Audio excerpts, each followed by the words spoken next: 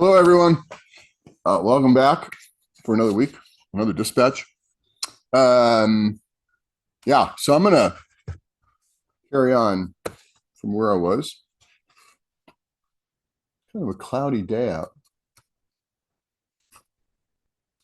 Uh, I mean, not bad. Actually, it's not so hot. It's been really hot here. I mean, maybe everywhere. I don't know. Okay, here we go. The world is turning. So, painting,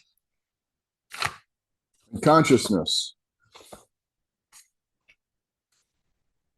I'll read the last sentence here. Somehow, as if magically, I'm able to locate in this new thing that is appearing, the painting, right, or the drawing, or whatever it is I'm working, a resonance, a presence, being.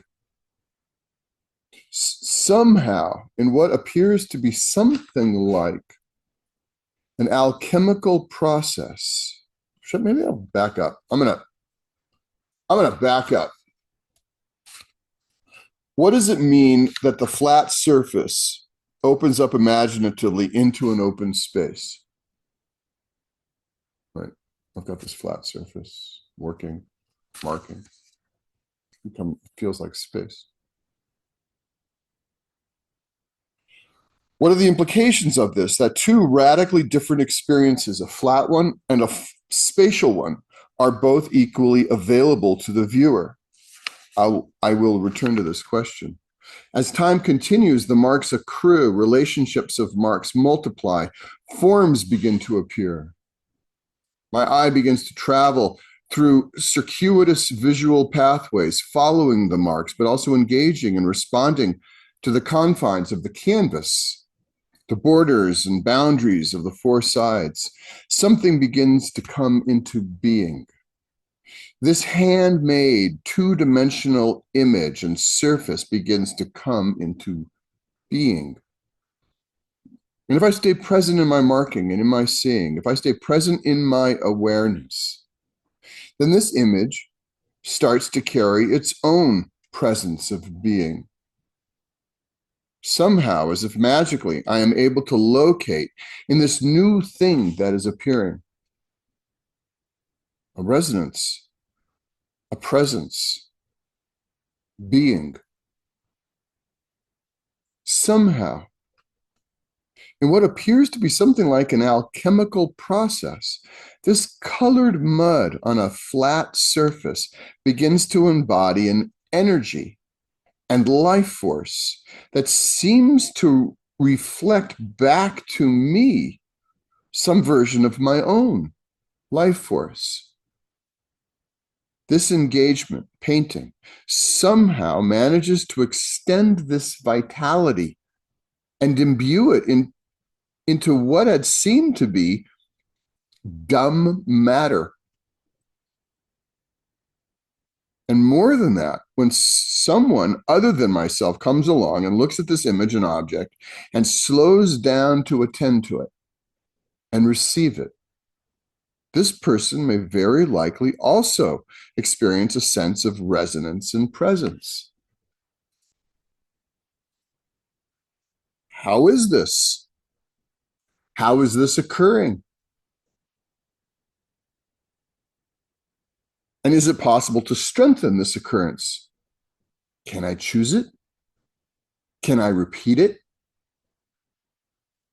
Can it be taught? Can the whole process be taught, both the making and the receiving?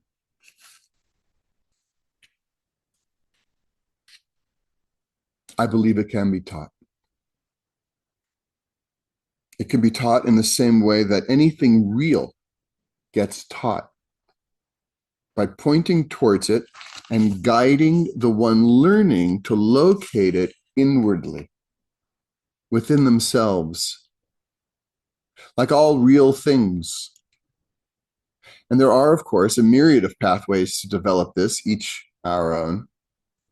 And then there are stages of developing this handmade flat object, this image and surface, this painting. There is a beginning, a middle, and an end. And this beginning, middle, and end is endless. But what is it? And does it have a purpose? Does it serve in any way? In the deepest and truest sense, the act of painting serves no purpose. That is, when I look inside myself and ask myself, painting to what end? The clearest answer seems to be just because. It seems that the act of painting is simply willing itself to be done, to occur. And I, the painter, appear to be a vehicle. There's no point or purpose other than the sheer joy and pleasure and vitality of life expressing itself. The feeling is one of, it just needs to be done. And then, of course, a whole slew of questions arise that begin, in what way? But I do not want this purposelessness to be misunderstood. Because in a way that I do not fully understand or know how to explain, this purposelessness is supremely meaningful. And it shares and is of the same question as, why does the world exist? Why is there life? There's no reason, no purpose, ultimately, other than life expressing itself. Life is an epic cosmic act of play. And somehow cosmic play is both purposeless and supremely meaningful. And for us, in our limited relative selves, as we attend to our specific relative experience and lives, this cosmic purposelessness transforms itself into very specific questions of purpose.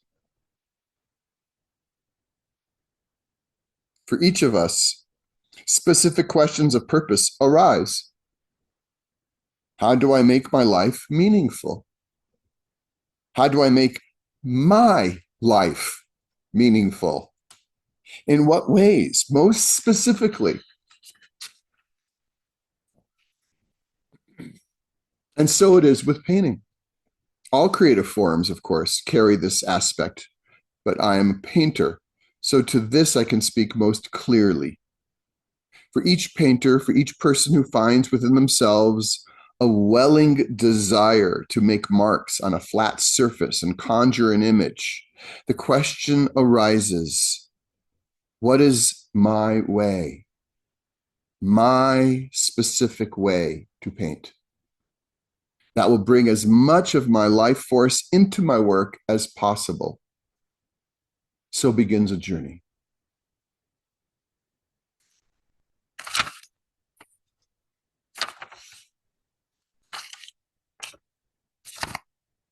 All right, I'm going to pause there. I mean, it goes on. Let me pause there. I'm going to be putting together a free 3-day workshop to kind of introduce working like this, showing up. Anyway, just putting that out there. Hopefully soon. Got to do that soon. Keep you posted. Okay, maybe I'll put on my painting clothes and get something done. Hope you're all well, hanging in there. All right. Take care, everyone. Be well. Keep making stuff. Just keep making stuff.